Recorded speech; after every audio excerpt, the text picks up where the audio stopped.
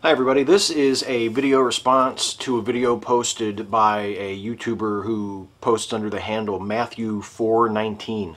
And actually I looked it up for those of you who don't know that verse. Matthew 4:19 is the verse of the book of Matthew that reads, "And he saith unto them, follow me, and I will make you fishers of men." That's for those of you who are curious, but not curious enough to look it up for yourselves. There you go. The point of the video was to ask a question of atheists, and the question was, why should I as a Christian become an atheist? Matthew 4:19 asked, what's the draw of atheism? Why should a Christian consider leaving the fellowship of his church and his love of Christ and all of the positive, what he considers the positive trappings of his faith, in order to become an atheist? What's the advantage of being an atheist? And I want to give this a thoughtful answer because I think the question is meant in a sincere and curious way, but I also think that the question misses some very important points. The most important thing that I think your question misunderstands is that atheism and Christianity, or indeed any religion, are fundamentally different types of things. When you became a Christian, you were not just accepting that the claims of Christianity were true, although you were doing that, or at least you were professing that you believed that these things were true. You were also committing yourself to profess a particular creed. You were saying that you accept Christ. You were saying that you were going to be a follower of a certain set of teachings. You were going to live a certain type of life. And atheism does not make any such demands of people. Atheism is not a belief system in any sense of the word. The only thing you need to be an atheist is to believe that gods don't exist, or to not believe that gods exist. However you choose to phrase it. Different atheists choose to state it in either positive or negative terms. But the one requirement of atheism is you do not believe that gods exist. And if you do not believe that gods exist, no matter how you feel about that belief, no matter whether or not you admit to other people that you hold that belief, whatever you do externally, whatever you do with that, if you truly believe that that is the truth, that gods don't exist, you are an atheist.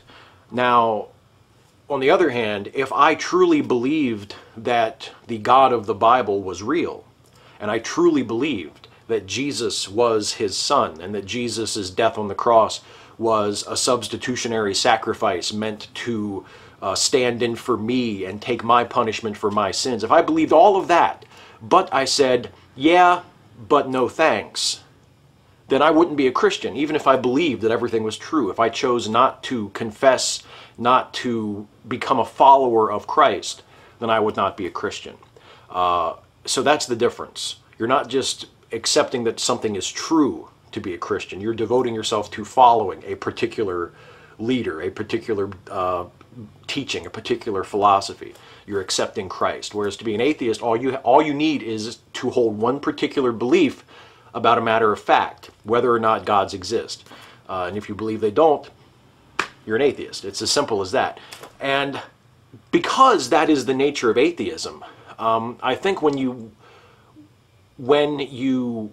ask the question of why should I become an atheist, in a way, phrasing it that way, as though atheism is a team that you're being recruited to, I think you're misunderstanding what atheism is.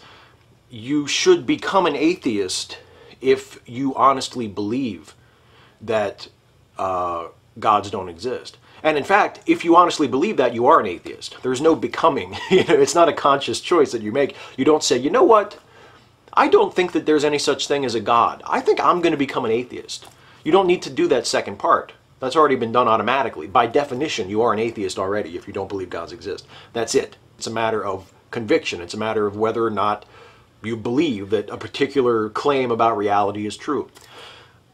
So I can't tell you what the benefits of atheism are. I can't try to sell you on atheism because it's not that kind of a deal. If you truly believe that the claims of this book about Jesus, about God, are true, if you believe that this is the actual truth, it's not just something that you would like to believe. It's not just something that you think is nice or that you cling to out of a sense of duty or desperation or wishful thinking. If you really believe that this is the truth, and on top of that, you also believe that Jesus died for your sins and you have committed yourself to being a follower of Christ, making yourself a Christian, then you shouldn't become an atheist. You can't become an atheist. I keep getting hung up on that, even though that's kind of the point I'm making. It's just the way we talk about things.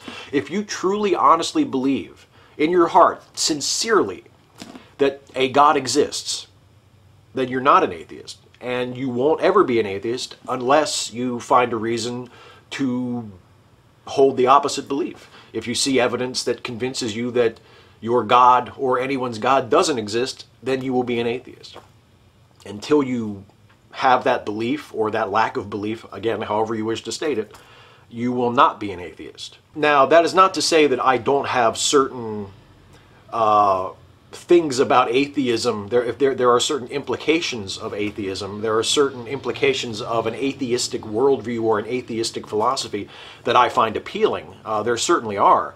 I think as an atheist, if you view the world as the natural world and believe that that is all we have, I think it increases your appreciation of the natural world. I think my sense of wonder, my sense of awe in the face of the universe, the macro universe, the universe of stars and galaxies and these wondrous objects that exist so far away that we can't possibly even conceive of the distance, and that we only know of them from collecting their billions of years old radiation on radio telescope dishes and interpreting it through a computer, and just being able to see the ghosts of these things that don't even exist in reality anymore. They're so old. My appreciation for that is increased greatly by the lack of a belief in God sort of governing it. I mean, to think that it's all here naturally, that it's the product of a natural evolution, that these objects are the product of laws and of processes that sort of run themselves, and they're not a part of any particular being's design. They're not a part of any intelligent creator's plan. To me, those beliefs diminish the universe. I think beliefs in God make the universe punier and smaller and less wondrous than it actually is.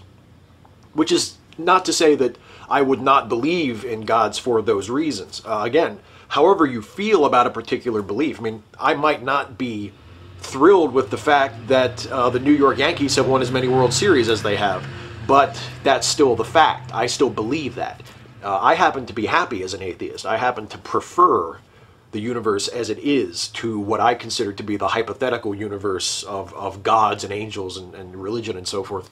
But even if I didn't, even if I really wished that there was a God, and I really wished, really, truly wished that say, the God of the Bible was real, if I didn't truly believe that, if I didn't truly believe that God was real, then I would not be a Christian. I would still be an atheist, because it's a matter of belief. It's a matter of conviction, not a matter of what you profess or what you desire to be true.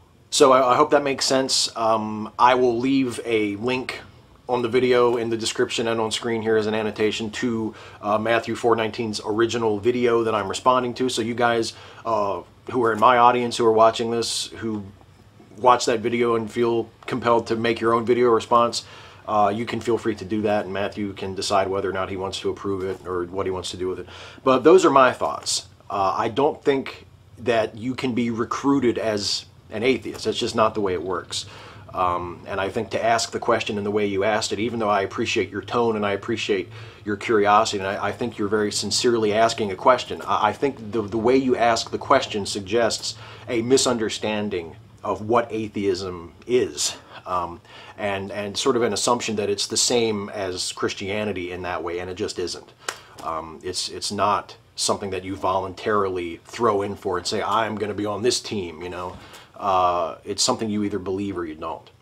And I mean, I don't think there's any other way to look at it. So, I'd be interested to hear your response to this. I'd be interested to hear your thoughts. I appreciate the question. I appreciate you bringing your video to my attention so I can answer the question. And I hope I can talk to you about this some more in the future. So take care, and thanks everybody else for watching.